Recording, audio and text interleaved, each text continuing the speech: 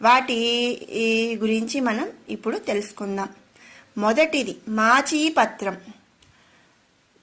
ఇది చామంతి జాతికి చెందిన ఆకులు. ఇవి సువాసన భరితంగా ఉంటాయి.